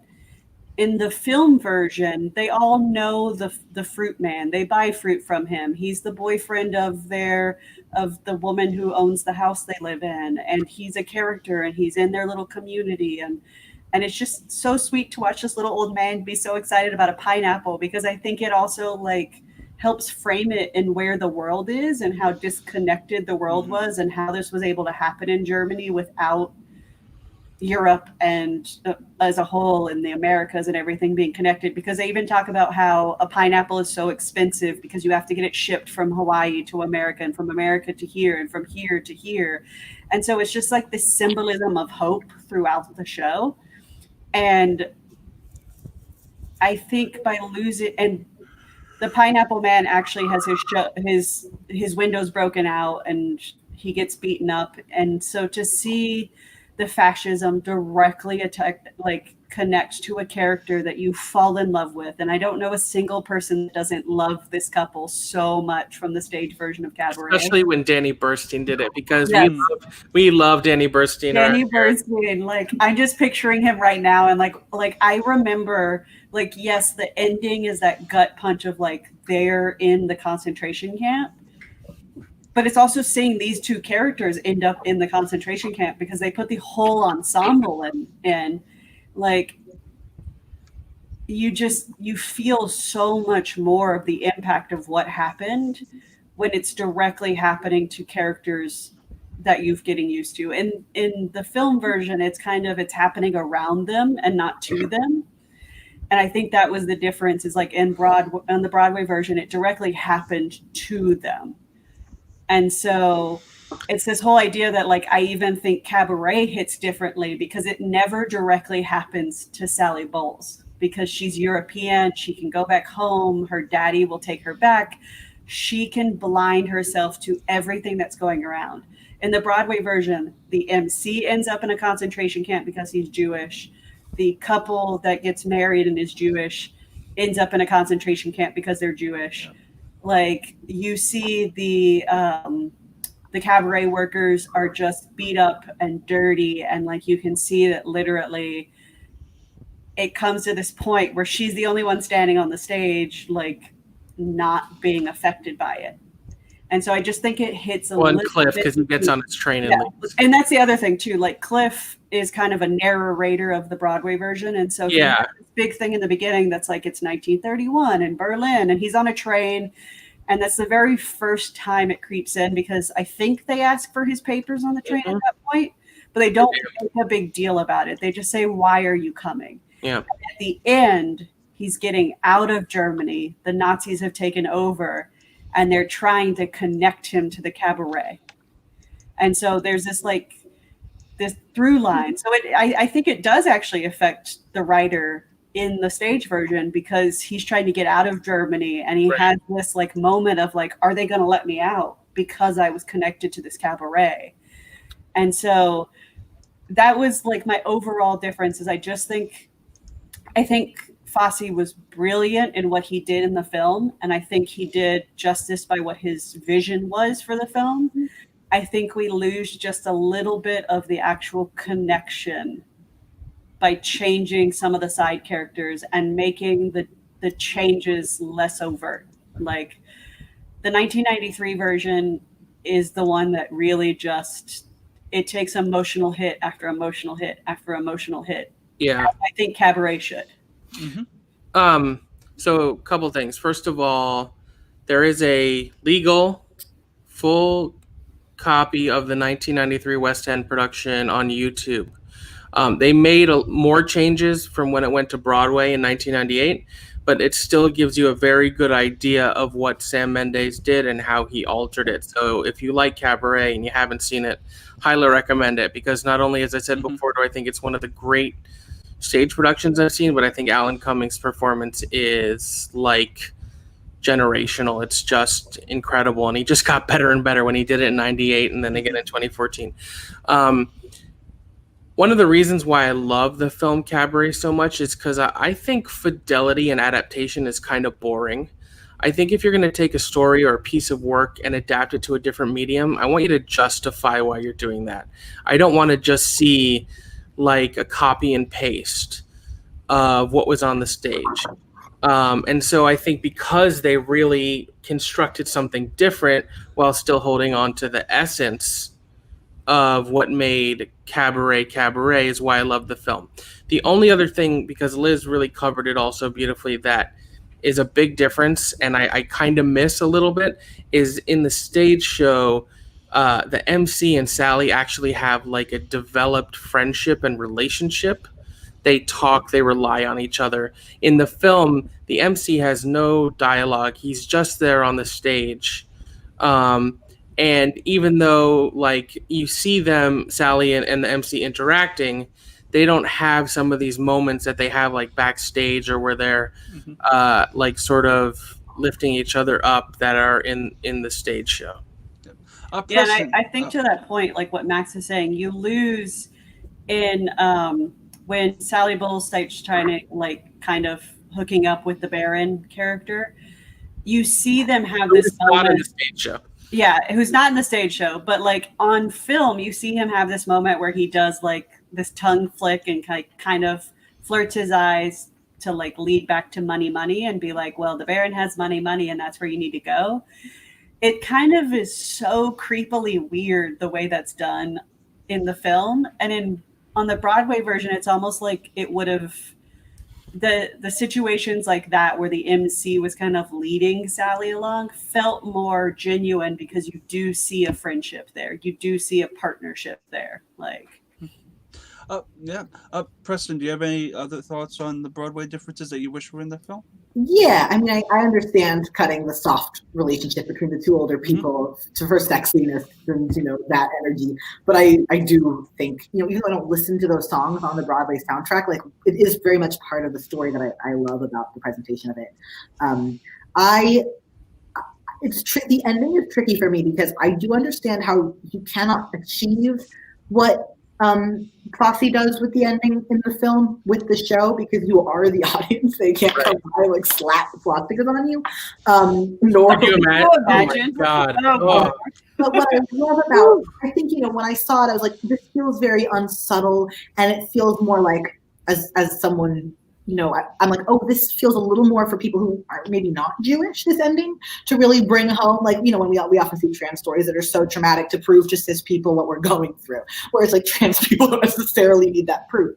And it feels like that Broadway ending is more like, look, it was bad, for people who don't sit with that all the time. I get that. And what I love about the movie ending and why I remember it so viscerally is because you see, especially queer people, especially Black people, especially people of color, used for entertainment by the people who are happy to kill you. So that ending, watching them on stage, watching them perform for them, knowing what's coming, that sick feeling of you're providing entertainment for your oppressor and the person who's going to truly end your life and not care and was happy to laugh at you and be entertained by you and turn around and kill you. And I think to me that is a more upsetting ending. That's an ending with more depth. That's an ending that more layers. Yes, that provides more information between like the relationships. Mm-hmm. Like it wasn't just like we hate you, goodbye. It was like we're gonna get what we want from you and what makes us happy out of you, and then we're gonna dispose of you, which is so dark. And I think also I will say I think it is great for Sally Bowles to have a good voice. Having seen a couple different and loving Emma Stone's performance, but there's definitely different vocal quality. And I think that when you're seeing live theater, there's a little bit of just like a difference. When you're seeing live theater, you don't want to be nervous for the performer, to do well. And I think when you're in this fantasy world of Sally performing, I think it's very acceptable to imagine that she is performing as she sees herself performing. Sure. She sees herself, which is why I think Liza is a perfectly valid choice in this role, an exciting choice in this role, because you're always seeing it from the lens of how she thinks she's presenting herself. So I do think it is helpful to have. I think it is very justifiable, and in Schitt's Creek, it made a lot of like character sense, and you were like that was like a good choice for that show, and that worked really well with that relationship between Sally and her talent. But like live on stage, I think it's very helpful for the audience, and you can justify it, and this is her. Sure. Yeah. 100%. If there's any other, I'm gonna go to overall thoughts to each and every one of you guys for the soundtrack and what you guys think about the overall soundtrack before we get into sign-offs. I'm gonna throw it to you, Liz. What are your overall thoughts on Cabaret, the soundtrack, compared to the film itself and the stage play? I have such mixed feelings on the soundtrack. I love the songs I love, like the songs that I think there's so many that I could run through. Like I listened to it like 3 or 4 times in one day just to prepare, and I didn't ever feel like it wasn't a good soundtrack and it wasn't something I would keep listening to. But I feel like, unfortunately, to the choice that they made to make it a film that happens to have music versus a musical film, so much of the story gets lost in the Cabaret soundtrack that it's one of those I love to listen to it, but I would not suggest anyone listen to Cabaret and think they know Cabaret. Like if you have not listened to the Broadway soundtrack or cast album or watched the film, do not judge Cabaret based on that, because you could really get yourself into some stuff. Like we talked about several times, there are songs that lead you along. And if you don't have the internal background of what's going on, you have no clue that it's a terrible song. Like I'm sure whoever put that Today Ticks list together had not actually seen Cabaret if that ended up on the list, because it's a beautiful song. It's a very uplifting song, except for it needs the context. So I really think this specific album needs the context of the film to really do it justice. What would you give it the overall album rating, and what's your favorite song on it before I go to Preston? I would give it a 4. It's really close to a 5. Like I said, if Cabaret comes on, I'm not skipping it. I do have it downloaded, so I've downloaded it, but it's not one of the albums I go see finding myself gravitating to unless I've seen a production recently. So when I think it was 2018 the revival came out. 2014. It was 2014. Oh God, time 6 guys. years ago. Shit. 6 years ago when that came out, I listened to it forever. I love Alan Cummings' version. I love love his MC. I love Raul Esparza's MC. If you go looking for that one, go find it. I believe Neil Patrick Harris was also the MC, and that is out there as well. But my favorite song from this version is Maybe This Time. Right. I really just think it, I think, as Preston kind of alluded to, it is done the best justice it has ever been done because Liza can actually sing it. And I kind of like that we're getting a Sally Bowles who can sing in her head at least. And we're getting to see Sally Bowles as she thinks Sally Bowles sounds. So, Preston, I'm going to throw it to you. Same questions. What are your overall thoughts on the record? What would you give it? And what's your favorite song? Yeah, I think I love the movie soundtrack. Like I said, I gravitate towards certain songs in the Broadway one with Alan and Natasha, but there's something about that crunchy, like it feels like timeless. Like they created this thing. Which unfortunately, it feels timeless. But when you listen to it, it's tough because it's such a hard listen, but it's also like a musical that I think is impeccable, and I think it's like beautifully done and brilliantly told and painful and not really celebratory, but celebratory in the face of what's going on. And I think that the album for the movie actually captures a good amount of that. Now, it doesn't do the story, like you can't listen to it and know what's going on. But in terms of like the emotional landscape of how Cabaret like makes you feel song to song, I think it shows the selection that can give you, as like a first time listener or someone who just wants to be reminded of what that roller coaster is. I think it walks it through very efficiently and appropriately. And I think, also I have a small thing. With the MC at the end, is he not wearing a pink triangle in the revival? I thought he he has a pink triangle.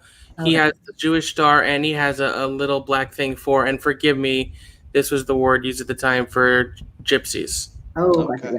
Because I remember like thinking the MC was a complicated character because you're like, is he like, what's he fall under? And then when you right, because it seems sometimes like he thinks he might evade this, and then as it becomes very clear he doesn't, which I think is so.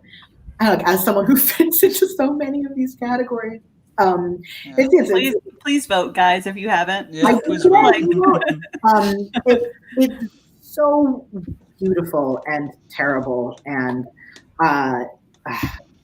I give it overall, it's one of my favorite musicals. I have to give it a 5, but I do really miss I Don't Care Much, which I listened, they have a demo of it on the original Broadway soundtrack, Candor and Ebb. And then it's obviously Alan Cumming does it later on, which is just his nihilistic song, the MC's nihilistic song, depending on who plays it, pronoun-wise, that is just, it's a different kind, like Sally is celebrating and the MC is giving up, and I think I miss it a lot. And if you go on YouTube and you listen to Mason Alexander Park's version of it that they did at their concert last year, it's a beautiful rendition of that song. They did a gorgeous job. They're a gorgeous MC. I would give it a 5, and because I fuck with Candor and Ed. And what's your favorite song? Maybe this time. Wow. Mine Hair is my god, but maybe this time is like a musical theater song. I know I didn't give it a 6, but it's like when you think about what she's saying, it's like universal. I think it's a universal song in this very specific context, which is where musical theater shines. Maxwell, I know this musical means a lot to you. I'm curious what, again, your overall thoughts, rating, and your favorite song. And I know it's like picking children. Yeah, this is interesting because of the way the film is made and constructed, as opposed to the Broadway musical, I think it's not. Look, I have to give it a 5 off of like Liza's 3 songs alone, right? Yeah. But because of the way the film is constructed, because it's less of a musical and more of a drama with a lot of musical numbers, listening to the soundtrack is not necessarily like an overwhelmingly amazing experience. But you do get the emotional roller coaster of the bookends of the WILLKOMMEN. You get Liza's 3 songs. You get the fun yet dark stuff with the MC. But I think this is kind of a case where the film itself and the songs in the context of the film are stronger than this particular album. If I'm going to listen to Cabaret, I'm more likely to listen to the 1998 Revival album. But I would still rather watch the film than listen to that album, if that makes sense. And my favorite song is Mine Hair. I mean, that is just everything. Yeah, my favorite song, along with Liz and Preston, is Maybe This Time. How dare you all for picking an amazing choice as well. yeah, and I think I can't really echo as much as you guys, because you guys are much more familiar with the Broadway version. But from what I understand, the movie soundtrack kind of is like a Cliff Notes version of it. Well, musically, so is the film. Yeah. The film really, and why I love it is it wanted to be a drama first, and it wanted to tell the story and develop the characters first, and it does that amazingly well. Yeah. And also, this is also it's the first soundtrack that maybe not give a rating to a song, which just shows how powerful a lot of this stuff is and how well written it is. That it gives that kind of emotional impact. I will give it a 5. I think it's a really solid grouping of songs, just even by themselves. Even though that I'm blind to the Broadway show, I feel like it's still a solid collection of songs, and it's a very, very well directed and well written piece of art that I hope a lot of people who haven't seen Cabaret can check out in the future. Yeah, so I can't reiterate enough how relevant it's very relevant now to what's happening in America, particularly right now. And if you have not seen the film, do watch it, because. And Brandy, who way to go, Brandy! She voted today. Way to go! Yeah. So, guys, Max, before I sign everybody out, we have a couple announcements. We're just going to go through them again, and then we'll head out of here. Yeah, I'll do it real quick since we did it at the top of the show. Tomorrow night, Friday, Cabin in the Woods watch along, our usual time, 7 Pacific, 10 Eastern. Saturday, as I mentioned, unfortunately, we've had to cancel the Halloween Town full feature due to scheduling. Sunday, we'll be back with the Sunday Evening Unwind, the show about whatever. Who knows what we're going to talk about? We'll see how we're feeling. Monday, in the more mild scary movie watch along, we're doing Frankenweenie, both the short live action film and the animated film, both of which are available on Disney Plus. Then next Wednesday, a really cool Sunday soundtracks called Add It to Playlist Halloween Party, where we're all going to talk about the songs we would add to a playlist if we're having a Halloween party. And also, if you haven't watched yet, another episode of Sunday Soundtracks aired earlier today, Shock Treatment, the sequel to Rocky Horror Picture Show, with Bibiani, Video Drew, Mark Hoyk. It's really great. And if you haven't seen Shock Treatment, although it's not necessarily that accessible, there are ways to find it. It's a really rad movie, especially if you like Rocky Horror. Yeah, and it's a great commentary on the psychotic nature of the television industry. It shares very little continuity with Rocky Horror except the characters, and even they were recast, and it's really fun. So I'm going to throw it to you, Liz. Liz, where can the good people find you online? All right, so this is the first time I'm actually going to give it out officially, but if you want to find me on Twitter, it is had_Ellie, so that's HADD_ELLIE. If you want to follow our lovely dogs on Instagram, they are Luna and Oswald. So that's at Luna and Oswald. If you do it backwards, you get a different Oswald and Luna that are a dachshund and a cat. We found that out. It's really funny. Yep. And I just implore all of you, if you have not voted yet and you need to know information about where to vote, how to vote in your area, go to vote.org. It is a nonprofit organization that does not go to any campaign necessarily directly. And it will tell you where you can vote in your area, how you can vote, and if you are in one of the many states that does not shut off registration, how you can even register up to the day of vote. So please, please, please, for the love of God, vote. Preston, where can the good people find you? Yes, I'm on Instagram and Twitter at Preston Max Allen, for better or worse. I'm very open on Twitter. I tweet a lot. I second voting. Also, I suggest looking up your judges. I did that in the booth. I looked at all the judges, and some of them I was like, whoa, and I don't want to vote for them. So I did that. I'd never done that before. So that felt very powerful to be like, that man shouldn't work anymore. Which is something I want to say all the time, but don't get to. And then also, if you like musicals, listen to mine. It's called We Are the Tigers, and it's on all available streaming things. That's my little baby musical. We're gonna next year. We're gonna do this show, but with We Are the Tigers. Just so you know, that would be fun. Very nervous for that. People are like, would you be okay? Would you be okay with that? Just us going through it. I would be okay. Okay, You need me on it though, because I champion We Are the Tigers. It is literally one of my top 10 musicals, and I'm not saying it because Preston Max Allen is a good friend. I have texted him and tweeted and Instagram before that I literally listened to 2 We Are the Tigers songs every day walking to work because they were perfectly the exact amount of time it took to get to work. And I thought about my friend, and I thought about a great musical, and it was just check out We Are the Tigers, buy it, support Preston. I love the musical so much. It's fucking awesome. Max, welcome. First of all, I second everything about voting. Yeah. I would also like to note, if you are planning on voting for Biden, Harris, you could consider voting for them as opposed to on the Democratic ticket, voting for them on the working families ticket, which still gets a vote for them and is more progressive and could show the Democratic establishment that we're kind of tired with the status quo. Second of all, I second that We're the Tigers absolutely fucks. It's a great musical. Third of all, a huge thank you to our Patreon producers, Brandy Parker, our gold tier producer. We did this show tonight because of her request. We love you and we thank you, Brandy, and our Ruby tier producers, Bador, Brandon Buckingham, Kale the Youth Critic, Stephen White, Ferris Muthana, Michael K, and Molly Damon. If you're interested in joining our Patreon, check it out. If you'd like to be a producer and shout it out on all of our shows, any of the $10 and up tiers gets you these credits. You can find me on Twitter at Cinemaxwell, Instagram at Cinemaxwell Inc., and I'll be back here tomorrow for Cabin in the Woods.